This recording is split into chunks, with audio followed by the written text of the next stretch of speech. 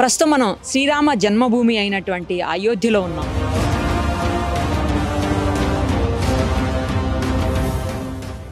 నిజానికి అయోధ్యకి రావడం అంటే అంత ఈజీ థింగ్ కాదు. కానీ కేవలం సుమన్ టీవీ ప్రేక్షకుల కోసం రామమందిర నిర్మాణాన్ని మీకు చూపించాలి అన్న ఉద్దేశంతో ఇంత దూరం సుమన్ టీవీ వచ్చింది.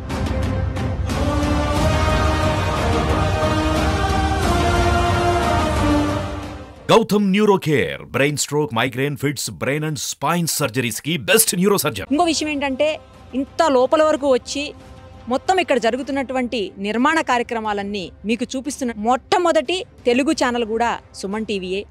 డిజిటల్లో అయితే ఎవ్వరూ ఇలాంటి సాహసం చేయలేదు ఇప్పటి వరకు. ఇది నిజంగా నా అదృష్టంగా భావిస్తున్నాను, పూర్వజన్మ సుకృతంగా ఫీల్ అవుతున్నాను. ఎందుకంటే రాముడు తిరగాడినటువంటి ఈ నేల, ఈ భూమి మీద అదే ప్లేస్లో మేము కూడా తిరుగుతున్నాము అంటే చాలా ఆనందంగాను గర్వంగాను ఉంది. నిజంగా అది అదృష్టమనే చెప్పాలి.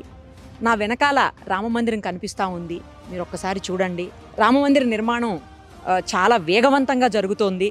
2000 మంది పనివాళ్ళు అనకూడదు, నిజానికి 2000 మంది భక్తులు మందిర నిర్మాణ కార్యక్రమంలో పాల్గొంటా ఉన్నారు. దాదాపు 500 ఏళ్ల పాటు అటు హిందువులకి ఇటు ముస్లింలకి మధ్య గొడవలు జరిగి చివరకు హిందువులు సాధించుకున్నటువంటి ఈ స్థలంలో దేవస్థాన నిర్మాణం అనేది గొప్ప విజయంగా హిందువులందరూ భావించేటువంటి పరిస్థితి. భారతదేశంలోని ప్రతి ఒక్కరూ కూడా తమ వంతు సాయంగా లేదా తమ వంతు భాగంగా ఈ నిర్మాణ కార్యక్రమంలో రాళ్ళు అందించో లేకపోతే ఇంకోటి అందించో విరాళాలు ఇచ్చో మొత్తానికైతే పార్టిసిపేట్ చేస్తూ ఉన్నారు. చాలా గొప్ప విషయం అని చెప్పాలి. నిజంగా మనం కూడా లోపలికి వెళ్ళి చూద్దాము. అంతటి మహద్భాగ్యం కలిగించేటువంటి ఆ నిర్మాణం ఎలా ఉందో.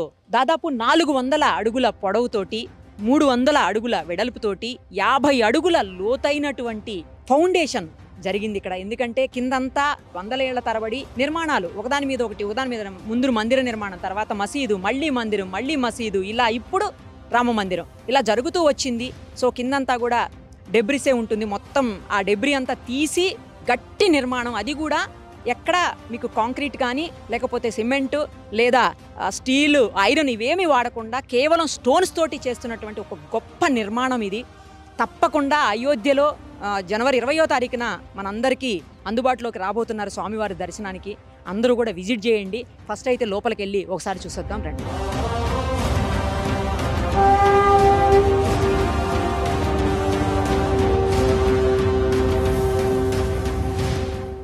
ప్రస్తుతం మనతో పాటు ఉన్నారు central VHP joint secretary Koteswara Sharma గారు. ఆయనతో మాట్లాడదాం ఒక్కసారి. రామమందిర నిర్మాణంలో ఆయనది కూడా ప్రధాన పాత్ర ఉంది. నిర్మాణానికి సంబంధించి అలాగే మందిరానికి సంబంధించి స్పెషాలిటీస్ అన్నీ కూడా ఆయన అడిగి తెలుసుకుందాం. సార్ నమస్తే అండి. నమస్తే. మా అదృష్టం ఇవాళ స్వామివారి ఈ సన్నిధిలో మేము ఉన్నాము. ఆయన తిరిగాడిన నేలలో మేము కూడా నడుస్తున్నాము అంటే మేము ఎన్నో జన్మల పుణ్యం చేసుకున్నట్టు నేను భావిస్తున్నాను సార్. మీరైతే ఇంకా అదృష్టవంతులు. తెలుగువారిగా ఇక్కడే గత కొన్నేళ్లుగా ఉంటూ స్వామివారికి సంబంధించినటువంటి ఈ అన్ని కార్యక్రమాల్లో మీరు మీ వంతు పాత్ర పోషిస్తున్నారు. ఈ నిర్మాణం చూస్తుంటే అసలు ఇట్లా గూస్ బంప్స్ వస్తున్నాయి సార్. కింద 50 అడుగుల లోతు వరకు కూడా పునాదులు వేసి మరీ కన్స్ట్రక్షన్ స్టార్ట్ చేశారని, భావి తరాల్లో ఎప్పటికీ ఇది నిలిచిపోయేలాగా గొప్ప నిర్మాణాన్ని మన ప్రభుత్వం తీసుకుందని చెప్పడానికి గర్వపడాల్సిన పరిస్థితి ఉంది సార్. నిజంగా ఒక్కసారి వివరాలు చెప్పరా సార్ ప్లీజ్ మా కోసం. దేవాలయ విముక్తి కోసం అని చెప్పిన 500 సంవత్సరాలు పోరాటం జరిగింది సార్. సుమారుగా 495-96 సంవత్సరాల పోరాటంలో చివరికి విజయాన్ని హిందూ సమాజం సాధించింది. 1984వ సంవత్సరంలో విశ్వ హిందూ పరిషత్కి దేశంలోని ధర్మాచార్యులందరూ కలిసి శ్రీరామ జన్మభూమి విముక్తికి సంబంధించిన పోరాటాన్ని ఇప్పటి వరకు ఉత్తరప్రదేశ్ ప్రజలు, అయోధ్య సాధు సన్యాసులు నిర్వహిస్తూ వచ్చారు. ఇక నుంచి మీరు నిర్వహించవలసింది అనేటువంటి బాధ్యతను అప్పగించినటువంటి ధర్మిల. దీనికి సంబంధించి 1984లో ఢిల్లీలో విజ్ఞాన మందిరంలో ధర్మాచార్య సమ్మేళనంలో ఈ బాధ్యతను విశ్వ హిందూ పరిషత్కి అప్పగించారు. ఆ రోజు నుంచి విశ్వ హిందూ పరిషత్ యొక్క ఆధ్వర్యంలో ఈ ఉద్యమం అనేటువంటిది విశ్వవ్యాప్తమై చివరికి దాదాపుగా 84 సంవత్సరం నుంచి 2019వ సంవత్సరం వరకు ఈ పోరాటాన్ని విశ్వవ్యాప్తం చేయడము, తద్వారా విజయాన్ని సాధించడము, రకరకాలైనటువంటి అడ్డంకులు వీటన్నిటిని ఎదుర్కొంటూ చివరికి సుప్రీంకోర్టు యొక్క నిర్ణయం ద్వారా మందిర నిర్మాణం కోసం చెప్పని మార్గం సుగమం అవడము, మొదటి నుంచి విశ్వ హిందూ పరిషత్ ఆధ్వర్యంలో ప్రకటించినటువంటి మందిర నమూనాలోనే ఈ మందిరాన్ని నిర్మాణం చేయాలనేటువంటి నిర్ణయం చేయడం, అట్లాగే మొదటి నుంచి కూడా ఇది చిరకాలము నిలిచి ఉండవలసినటువంటి శాశ్వతమైనటువంటి కట్టడంగా ఉండాలనేటువంటి ఉద్దేశంతో సిమెంట్ కానీ ఇనుము కానీ ఉపయోగించకుండా దేవాలయం స్టోన్ స్ట్రక్చర్గా నిర్మాణం చేయాలనే నిర్ణయం మేరకు ఆ రకంగా సిమెంట్ని ఉపయోగించడం జరగలేదు.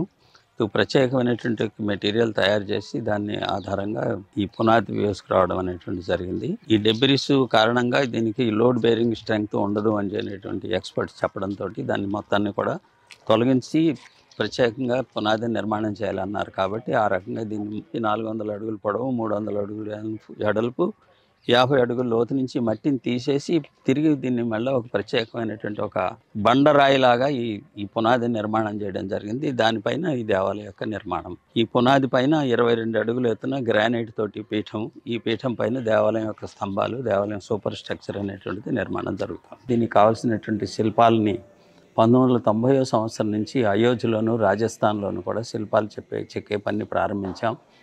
ఆ రకంగా తీర్పు వచ్చే నాటికి గ్రౌండ్ ఫ్లోర్ కావాల్సినటువంటి స్తంభాలు చెక్కడం పూర్తి అయిపోయింది. Okay sir. ఇక వెంటనే పునాదులతోటి ప్రారంభం చేసి దేవాలయాన్ని అతి త్వరగా పూర్తి చేయాలనేటువంటి ఉద్దేశంతో ఆ రకంగా యోజన చేయడం జరిగింది. ఈ దేవాలయం యొక్క శైలి భారతదేశంలో అనేకమైనటువంటి శిల్పకళా పద్ధతులు ఉన్నాయి. దక్షిణ భారతదేశంలో చోళ శైలి, హొయసాల శైలి, ఈ రకమైనటువంటి చాళుక్య శైలిలో ఉండేటువంటి దేవాలయాలు మనకు కనిపిస్తాయి. ఒరిస్సా ఇటువైపున కళింగ స్టైల్లో దేవాలయాలు ఉంటాయి. ఇది ఉత్తర భారతదేశంలో నాగరి స్టైల్లో దేవాలయ యొక్క నిర్మాణం జరుగుతుంది. నాగరి స్టైల్ అంటారు దీన్ని. సోమనాథ్ దేవాలయం యొక్క నిర్మాణం కూడా ఇదే శైలిలో జరగడం జరిగింది. అదే రకంగా డిజైన్ చేయడం, దానికి తగినటువంటి విధంగా అన్ని ఏర్పాట్లు చేయడం. ఇట్లాగా నిర్ణయం వచ్చిన తర్వాత ట్రస్టు రామజన్మభూమి మందిర నిర్మాణానికి సంబంధించినటువంటి నిర్మాణ బాధ్యతని L&T వాళ్ళకి కాంట్రాక్ట్ అప్పగించడం జరిగింది. అప్పటి నుంచి దీనికి సంబంధించినటువంటి పనులు పూర్తవుతూ ఇప్పుడు ఈ సంవత్సరం 2024వ సంవత్సరం జనవరి నెలలో దీన్ని ప్రాణప్రతిష్ఠ చేయాలి, గ్రౌండ్ ఫ్లోర్ దేవాలయం నిర్మాణం చేసేటువంటి నిర్ణయానికి అనుగుణంగా దేవాలయం నిర్మాణం దాదాపుగా పూర్తయింది. మిగిలినటువంటి 2-3 నెలల్లో ఫినిషింగ్ టచెస్ అవి ఇచ్చి ఇది జనవరి నాటికి ప్రతిష్ట పూర్తి చేసేటువంటి విధంగా కార్యక్రమం యోజన ట్రస్ట్ చేయడం జరిగింది. విశ్వ హిందూ పరిషత్ ట్రస్ట్కి కావాల్సినటువంటి అన్ని రకాలైనటువంటి సహాయ సహకారాలు అందించడం మొదటి నుంచి జరుగుతూ ఉన్నదే కాబట్టి అదే రకంగా కొనసాగుతుంది. ఈ దేవాలయం గ్రౌండ్ ఫ్లోర్లో రాముల వారి యొక్క విగ్రహంని ప్రతిష్ఠ చేయడం జరుగుతుంది.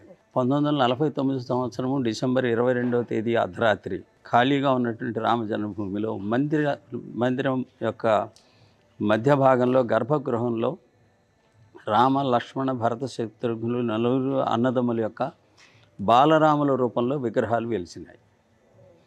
అంతకుముందు విగ్రహాలు ఎప్పుడు తొలగించారు అనేటువంటిది మనం చెప్పలేం. 1528వ సంవత్సరంలో విధ్వంసం చేసిన తర్వాత మసీదుగా మార్చడం, తర్వాత దేవాలయం పునర్నిర్మాణం, మళ్ళా మసీదు, ఈ రకమైనటువంటి చేతులు మారుతూ వచ్చినటువంటి స్థితిలో చరిత్ర ఆధారం ప్రకారంగా 1857వ సంవత్సరం తర్వాత నుంచి దేవాలయం ఖాళీగా ఉంది. అంతకుముందు విగ్రహాలు ఉన్నాయా లేవా అనేటువంటిది లేదు.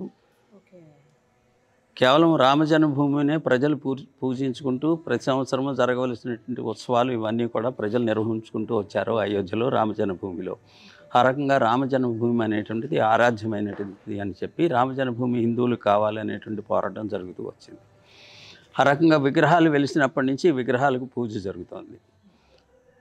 మహమ్మదీల పక్షం వాళ్ళు ఈ దేవాలయంలో విగ్రహాలు వెలవలేదు, తీసుకొచ్చి పెట్టారు అని చెప్పిన కోర్టుకు వెళ్ళటం, కోర్టు సాక్ష్యముల ఆధారంగా ఇవి వెలిసినటువంటి విగ్రహాలే, ఎవరు తెచ్చి పెట్టినవి కాదు అని చెప్పని, దీన్ని తొలగించడానికి వీల్లేదని చెప్పని జిల్లా కోర్టు తీర్పునివ్వడం, అప్పటి నుంచి పూజలు జరగడం, ఈ రకమైనటువంటి పద్ధతిలో దేవాలయంలో ఆ విగ్రహాల యొక్క పూజ అప్పటి నుంచి జరుగుతూ ఉంది. 1949లో ఇవి వెలిశాయి. 50వ సంవత్సరంలో అప్పుడు ఉన్నటువంటి ఉత్తరప్రదేశ్ ప్రభుత్వం ప్రజలందరూ దీన్ని దర్శనం చేసుకోవడానికి అవకాశం లేకుండా దేవాలయాన్ని తాళం వేసి కటకటాల్లో దేవుణ్ణి బంధించి పూజారి మాత్రమే రోజు పూజకు వెళ్ళేటువంటి విధంగా అనుమతిస్తూ ఆ రకంగా ప్రజల్ని దూరం నుంచి దర్శనం చేసుకునేటువంటి వ్యవస్థ చేయడము. దాంతో విశ్వ హిందూ పరిషత్ ఆధ్వర్యంలో రామజన్మభూమి ఉద్యమం ప్రారంభం అయిన తర్వాత ఈ దేవాలయం యొక్క తాళాలు తెరవాలి అనేటువంటి పద్ధతిలో మొదటగా ఉద్యమం ప్రారంభించడం జరిగింది.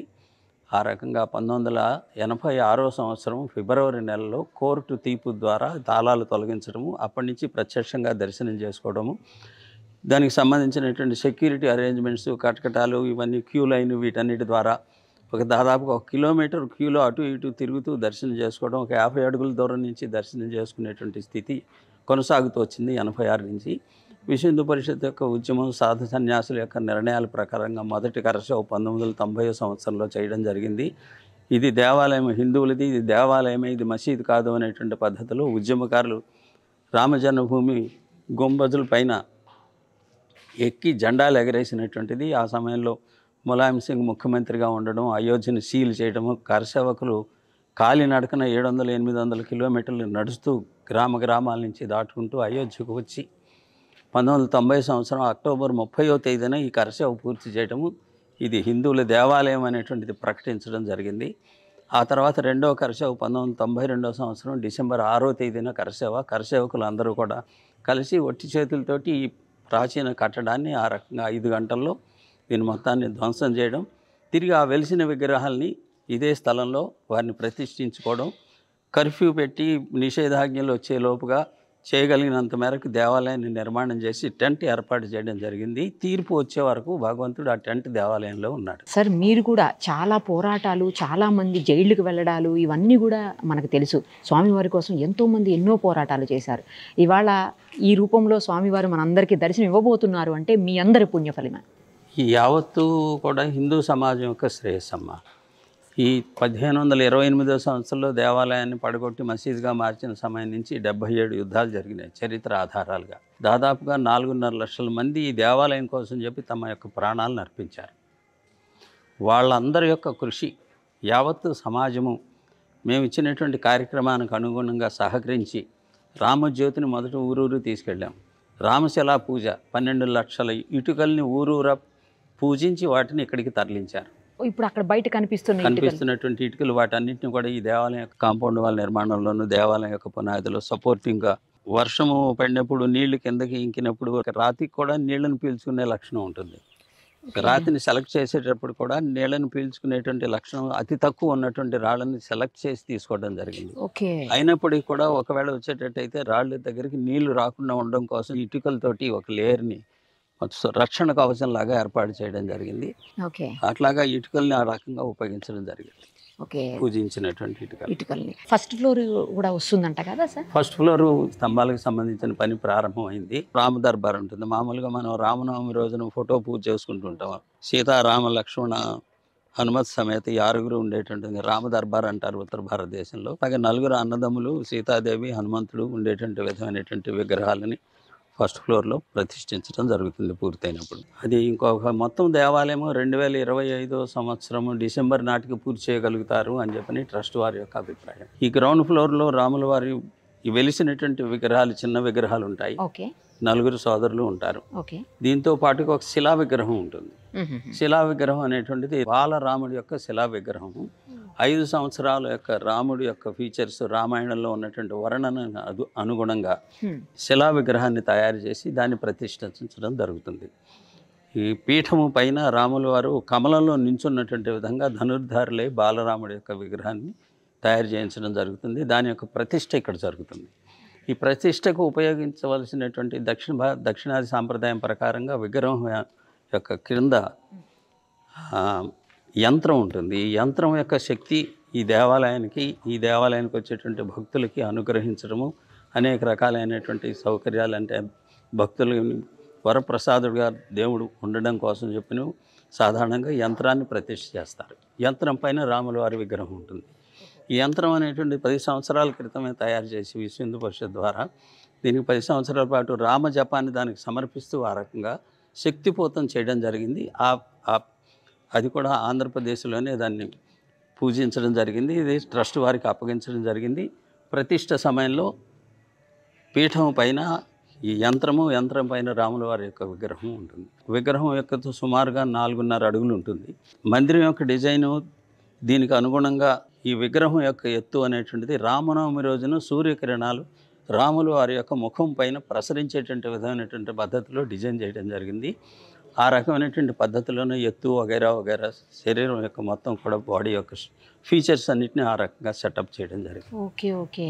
ఇప్పుడు కింద కూడా సార్ కాపర్తో ఒక 4 mm ఇంచు రాడ్ తోటి కింద నుంచి భూమిని హైందవ ధర్మం ప్రకారంగా భూమి శక్తివంతమైనటువంటి, కాబట్టి దేవుని యొక్క విగ్రహం కూడా మన యొక్క దేవాలయం యొక్క శిల్పశాస్త్రం ప్రకారంగా భూమితోటి పూర్తిగా టచ్లో ఉండాలి అనేటువంటిది, స్పృశిస్తూ ఉండాలి, భూమి యొక్క స్పర్శ ఉండాలి విగ్రహానికి అని చెప్పని అరంగా పునాది కిందన ఉన్నది. కాబట్టి అక్కడి నుంచి ఈ రాగి పైపుని భూమి దగ్గర నుంచి పైకి తీసుకురావడం జరిగింది. ఇది పీఠం వరకు కూడా ఈ రాగి పైపు తాకుతుంది, పీఠం వరకు తాకుతుంది. గుడి నిర్మాణం వరకు ఎంత ప్లేస్? 72 ఎకరాలు దేవాలయం స్థలం, 4 ఎకరాలు కేవలం దేవాలయం ఉంటుంది. 4 ఎకరాలు మొత్తం దేవాలయ కన్స్ట్రక్షన్ అంతా 4 ఎకరాలు ఉంటుందా సార్? ఓకే. ఈ శిల్పకళ అంతా కూడా చాలా రకరకాల దేశాల నుంచి, రాష్ట్రాల నుంచి వచ్చిందని విన్నాం సార్. శిల్పాలు చెక్కేటువంటి వాళ్ళు ఒరిస్సా నుంచి, రాజస్థాన్ నుంచి శిల్పాలు చెక్కారు.